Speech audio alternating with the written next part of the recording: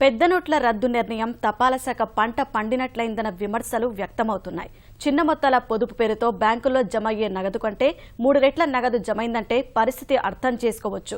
తపాలా కార్యాలయాలు నల్లకుబేరులకు అడ్డాగా మారుతున్నాయనే సమాచారంతో సిబిఐ అధికారులు దాడులు చేపట్టారు. నగరంలో గురువారం విస్తృత సోదాలు నిర్వహించి పలువురిని అదుపులోకి తీసుకున్నారు.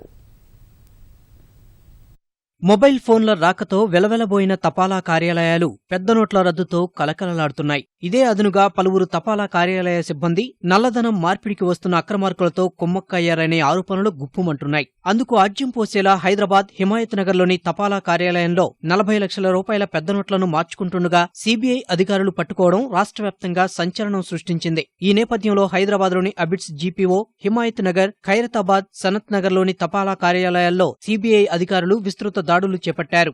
హిమాయత్ నగర్ తపాలా కార్యాలయంలో సోదాలు నిర్వహించిన సిబిఐ ప్రత్యేక బృందం ఆ కార్యాలయం నుంచి పెద్ద మొత్తంలో నగదు, దస్త్రాలను స్వాధీనం చేసుకుంది. ఈ మేరకు కార్యాలయం నుంచి 2 సంచుల్లో నగదుతో పాటు ఆధారాల వివరాలు, 2 ప్రింటర్లను సిబిఐ అధికారులు తమ వెంట తీసుకెళ్లారు. మధ్యాహ్నం 2 గంటల నుంచి అర్ధరాత్రి 1 గంట వరకు తనిఖీలు చేసిన అధికారులు కార్యాలయ ఉద్యోగులు, అధికారులను ప్రశ్నించారు. ఓ మహిళా అధికారిని అదుపులోకి తీసుకున్నారు. కొన్ని తపాలా కార్యాలయాల్లో ₹1,00,000కు 20% కమిషన్ తీసుకుంటూ నల్ల కుబేరులు తెస్తున్న పెద్ద నోట్లను మార్పిడి చేస్తున్నట్లు తెలుస్తోంది. కూలీలు, కార్మికులు తదితరులు ఇచ్చే గుర్తింపు కార్డుల నకళ్లు ఆధారంగా నల్లధనాన్ని మార్చుతున్నారని సమాచారం. హైదరాబాద్తో పాటు జిల్లా తపాలా కార్యాలయాల్లో రోజుకు 1.5 లావాదేవీలు కూడా జరిగినట్లు సిబిఐ అధికారులకు సమాచారం అందింది. అందుకే బ్యాంకుల్లో జమయ్యే నగదు కన్నా 3 రెట్లు తపాలా కార్యాలయాల్లో జమవుతున్న పరిస్థితి నెలకొంది.